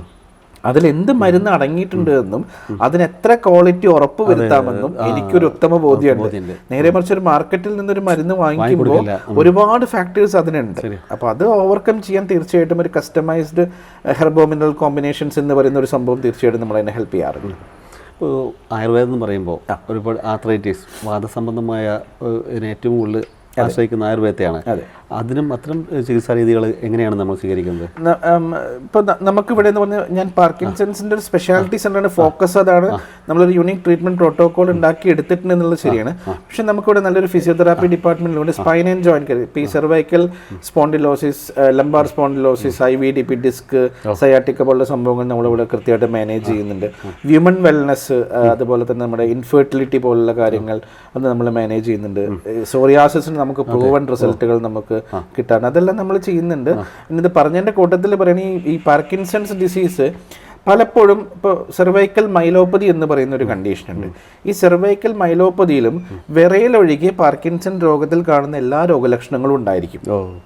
അതായത് ഒരു ടിംഗ്ലിംഗ് എഫക്റ്റ് ഉണ്ടായിരിക്കും, അതുപോലെ തന്നെ മസിൽസ് ഭയങ്കര സ്റ്റിഫായിരിക്കും, നടക്കാനുള്ള ബുദ്ധിമുട്ടായിരിക്കും, ബാലൻസിൻ്റെ പ്രശ്നമായിരിക്കും. പക്ഷെ അത് പാർക്കിൻസൺസ് അല്ല. പക്ഷെ ഒരു പറയുന്ന വൈദ്യശാസ്ത്രം ഇത് പാർക്കിൻസൺസ് ആണ് എന്ന് രോഗിയോട് പറയുകയും, പക്ഷെ കാരണം എന്താ വെച്ചാൽ സമാന്തരമായിട്ടുള്ള ലക്ഷണങ്ങളുണ്ട്. പക്ഷെ അത് നമ്മൾ ബ്രെയിൻ മാത്രം റൂൾ ഔട്ട് ചെയ്തിട്ട് കാര്യമില്ല. അപ്പോൾ പാർക്കിൻസൺ രോഗികളോട് എനിക്ക് പറയാനുള്ളത്, നിങ്ങൾ അങ്ങനെ MRI ഒക്കെ എടുക്കുകയാണെന്നുണ്ടെങ്കിൽ ബ്രെയിൻ MRIയോടൊപ്പം തന്നെ സ്പൈനിന്റെ MRI കൂടെ എടുക്കുക. സ്പൈനിന്റെ എന്തെങ്കിലും പ്രശ്നമാണെന്നും കൂടെ റൂൾ ഔട്ട് ചെയ്തിട്ട് പിന്നെ ഒരിക്കലും ഒരു ഡോക്ടറിനെ മാത്രം കണ്ടുകൊണ്ട് പാർക്കിൻസൺസ് ആണെന്നുകൊണ്ട് മരുന്ന് കഴിച്ചു തുടങ്ങരുത്. പറ്റുമെങ്കിൽ 2 or 3 എന്താ പറയുക, ഇതിൽ വിദഗ്ധമായിട്ടുള്ള ആൾക്കാരനെ കണ്ടതിന് ശേഷം മാത്രം ഒരു മരുന്ന് കഴിച്ചു. കാരണം മരുന്ന് കഴിച്ച് തുടങ്ങിക്കഴിഞ്ഞാൽ അത് റിവേഴ്സ് ചെയ്യുക എന്നുള്ളത് വളരെ ബുദ്ധിമുട്ടായിട്ടുള്ളൊരു കാര്യമായതുകൊണ്ടാണ് ഞാൻ ഇങ്ങനെ അഡ്വൈസ് പറയുന്നത്. വളരെ ജനുവലായിട്ടുള്ളൊരു അഭിപ്രായമാണ്. കാരണം ഒരു താല്പര്യങ്ങളില്ലാണ്ട് നമ്മളൊരു ഇതിൽ കേൾക്കുന്നവരോട് സത്യസന്ധമായിട്ടൊരു അഭിപ്രായമാണ് ഡോക്ടർ പങ്കുവച്ചത്. ഒപ്പം തന്നെ ഡോക്ടർ ഇതിൽ ഒരു ഡോക്ടർ മാത്രമായിട്ടില്ല, പോലെ ഒരുപാട് സാമൂഹ്യ പ്രവർത്തനങ്ങളൊക്കെ നടന്ന ആളാണ്. അവിടേക്ക് കടന്നു കഴിഞ്ഞാൽ ഒരുപക്ഷെ നമ്മുടെ സംഭാഷണത്തിൻ്റെ അതിൽ വിട്ട് പോകുന്നുള്ളതുകൊണ്ടാണ്. കാരണം ലയൺസ് ക്ലബ്ബ് പോലുള്ള പ്രവർത്തനങ്ങൾ എനിക്കറിയാം. പിന്നെ ഒപ്പം തന്നെ ഒരു ആയുർവേദ വില്ലേജ് എന്ന രൂപത്തിൽ മേഴത്തൂരിനെ തൃത്താലയൊക്കെ കേരളത്തിൻ്റെ ആയുർവേദ ഭൂപടത്തിൽ ഹബ്ബാക്കി മാറ്റാനുള്ള ശ്രമങ്ങളുണ്ട്. അതിൻ്റെ പിന്നിൽ ഡോക്ടർ വിജിത്തിനെ പോലുള്ള ആളുകളുടെ ആശയങ്ങളും ഇടപെടലുകളും എല്ലാ നിർദ്ദേശങ്ങളും ഒക്കെ മന്ത്രിതലത്തിൽ തന്നെ അത് കൊടുത്തിട്ടുണ്ടെന്ന് അറിയാം. അപ്പോൾ അതിന് സർക്കാരിൻ്റെയും ഒക്കെ മന്ത്രിയുടെയൊക്കെ നമ്മുടെ ഇടപെടലുണ്ടാവട്ടെ, ഡോക്ടറുടെ ഭാഗത്തുള്ള നിർദ്ദേശങ്ങളൊക്കെ അത് അംഗീകരിക്കപ്പെടട്ടെ. എന്താണ് അവസാനമായിട്ട് ഇപ്പോൾ നമ്മുടെ കുടുംബം ഡോക്ടർ അവരെയും നമുക്ക് വൈഫ് ഡോക്ടറാണ്, ഡോക്ടർ നീതു വിജിത്ത്. അതെ, നീതു ഡോക്ടറാണ് ശരിക്കും പറഞ്ഞു കഴിഞ്ഞാൽ ഇവിടുത്തെ ഹോസ്പിറ്റലിൽ മാനേജ്മെന്റ് അല്ലെങ്കിൽ മെഡിസിൻ മാനുഫാക്ചറിങ്, പുതിയ ഫോർമുലേഷൻസ്, അതിന്റെ മരുന്ന് കണ്ടുപിടിക്കുക അല്ലെങ്കിൽ അതെല്ലാം അദ്ദേഹമാണ് ചെയ്യുന്നത്. അതുപോലെ തന്നെ വിമൻ വെൽനസ് എന്ന് പറയുന്ന ഒരു വിങ്ങും ഡോക്ടർ നീതുവിന്റെ നേതൃത്വത്തിലാണ് ഇവിടെ പോയിക്കൊണ്ടിരിക്കുന്നത്. അപ്പോൾ സ്ത്രീകളെ ശ്രദ്ധിക്കണം. കാരണം സ്ത്രീ സംബന്ധമായ അവർക്ക് ഡോക്ടർ നീതു വിജിത്താണ് അവരെ സ്വീകരിക്കാനും അവരെ കാര്യങ്ങൾ കൈകാര്യം ചെയ്യാനും ഒക്കെ.